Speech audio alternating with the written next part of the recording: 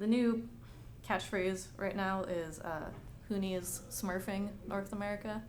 How do you feel like he's doing? Do you feel like he's smurfing it right now? The thing is, I think everyone thinks Huni is showing his best, but he's really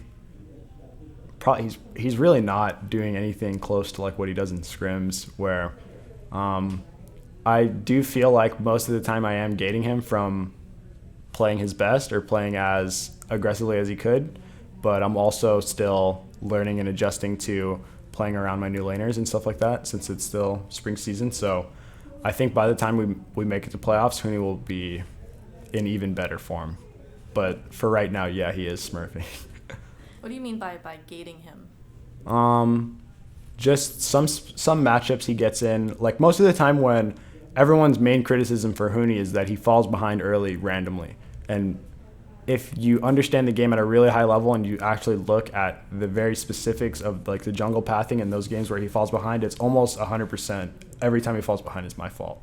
So I take anytime any of my laners fall behind, I take it as my own fault, and I think I should have played around it more because I don't think my laners would ever, especially on stage, I don't think they'd ever do anything unnecessarily risky to like throw their lane or like die to a gank that they don't know is coming.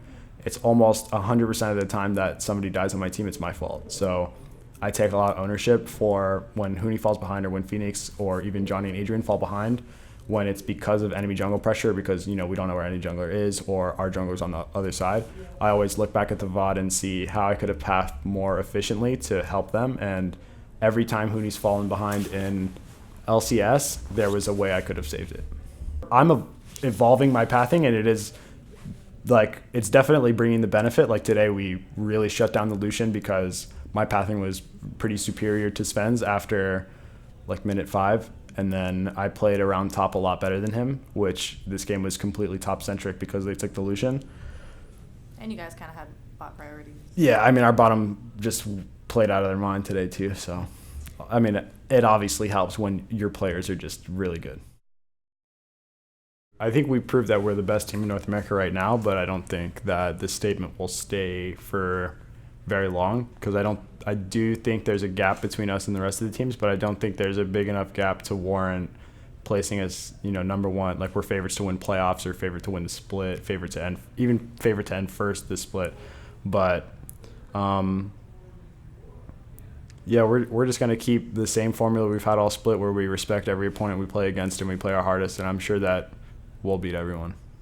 You tweeted after the game, I think it was like, we might be a top team. So is there's sort of like a humbleness that's sticking around? Yeah, it's just every time we win and we watch the post game where the casters are talking about us, it just feels like they're trying to discredit us in any way possible. Like when we first formed, the main thing was, their attitudes are bad. They're going to blow up after a first loss. We lose the CLG. We don't blow up. They choose the next thing, which is, they play too aggressively, even though they're cohesive. And, they said we're not going to synergize at the beginning of the split. Now they synergize, and now their fault is that they're synergized and they're playing too aggressive. Like, every point of criticism they give is like, these are signs of a team growing. Like, yeah, they have they have a really good early game, a really good late game. Their mid game is bad. It's just, we're trying to learn the game. Like, we're trying to mesh as well as other teams. I just don't understand why there's such an anti-Echo Fox bias from literally every point of the community. But that's why I tweeted we might be a top team, because it's after every time we win, no matter who we beat, they always just are like, yeah, but if the enemy team is just as good individually, they'll win. Well, they're not because we've played against everyone. We've shown that we're better than everyone. It's like, I'm sure that there's, if we played against Kingzone and we matched up in lanes evenly, like, we'd probably lose because they are the best, one of the best teams in the world. But Kingzone's not in North America. Like, I think it's